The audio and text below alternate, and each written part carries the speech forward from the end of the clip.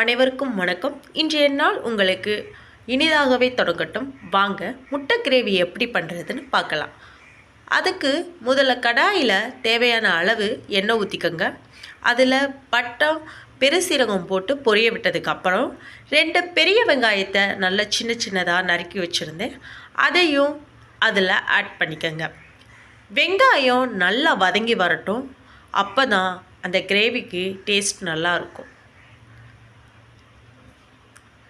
ஒரு பக்கம் வெங்காயம் வதங்கட்டும். பக்கத்து அடுப்பில் 6 முட்டையை வேக வச்சு எடுத்து வச்சுக்கிட்டேன். உங்கள்கிட்ட எத்தனை முட்டை போடுறீங்களோ அத்தனை முட்டை போட்டுக்கோங்க.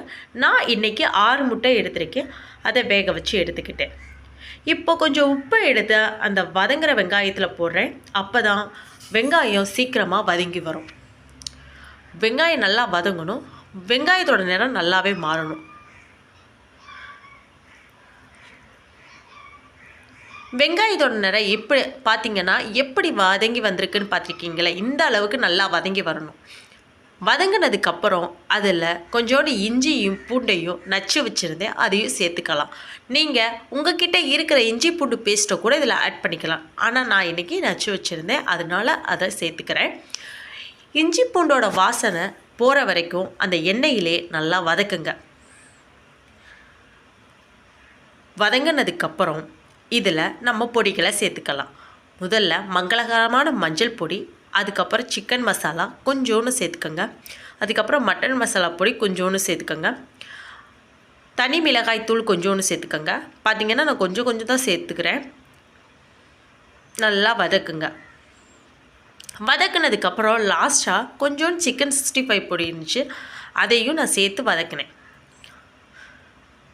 அதையும் ஆட் பண்ணி எண்ணெயெல்லாம் பிரிஞ்சு வந்ததுக்கப்புறம் நான் 2 தக்காளி பழத்தை நல்லா கிரைண்ட் பண்ணி வச்சுருந்தேன், அரைச்சி வச்சுருந்தேன். அதையும் அதோடு சேர்த்து நல்லா வதக்கிக்கிட்டேன். நல்லா வதக்கி எண்ணெய் பிரிஞ்சு வந்ததுக்கப்புறம் 6 முட்டையுமே அதில் ஒன்றா சேர்த்துக்கிட்டேன். அந்த கிரேவியும் அந்த முட்டையும் நல்லா பிசைஞ்சு விடணும். அப்போ தான் அதில் முட்டையில் சேரும். முட்டையை கட் பண்ணி போடும்போது நல்லா நடுவில் லைட்டாக கீறி போடுங்க. அப்போ தான் அந்த கிரேவியோட அந்த எசன்ஸ்லாம் அந்த முட்டையில் படும். அதுக்காக அந்த முட்டையை கொஞ்சம் கட் பண்ணி போடுங்க. நல்லா வதக்குனதுக்கப்புறம் கொஞ்சமாக தண்ணி ஊற்றிக்கிட்டேன். தண்ணி ஊற்றுறத ஸ்கிப் பண்ணிட்டேன். உங்களுக்கு தேவையான அளவு தண்ணி ஊற்றிக்கோங்க. நீங்கள் சாதத்துக்கு சாப்பிட போகிறீங்கன்னா அதுக்கு எவ்வளோ தண்ணி ஊற்றணும்னு உங்களுக்கு தெரியும். நான் இன்றைக்கி சப்பாத்திக்கு செய்ய போகிறனால நல்லா கொஞ்சம் தொக்கு மாதிரி பண்ணால் போதுன்ட்டு கொஞ்சம் அளவு தான் தண்ணி ஊற்றினேன். தண்ணி ஊற்றுனதுக்கு அப்புறம் எண்ணெய் நல்லா பிரிஞ்சு வந்துருச்சு. லாஸ்ட்டாக கொஞ்சோண்டு கொத்தமல்லி நல்லா பொடியை நறுக்கி வச்சு அதில் ஆட் பண்ணிக்கிட்டேன். இப்போது நமக்கு பிடிச்ச மாதிரி சுட சுட முட்டை கிரேவி ரெடி. இதை நல்ல முறையில் செஞ்சுருக்குறோம். நல்லா இருக்கும் டேஸ்ட்டு. நீங்கள் சாப்பிட்டு கமெண்ட் பாக்ஸில் கமெண்ட் பண்ணுங்கள்.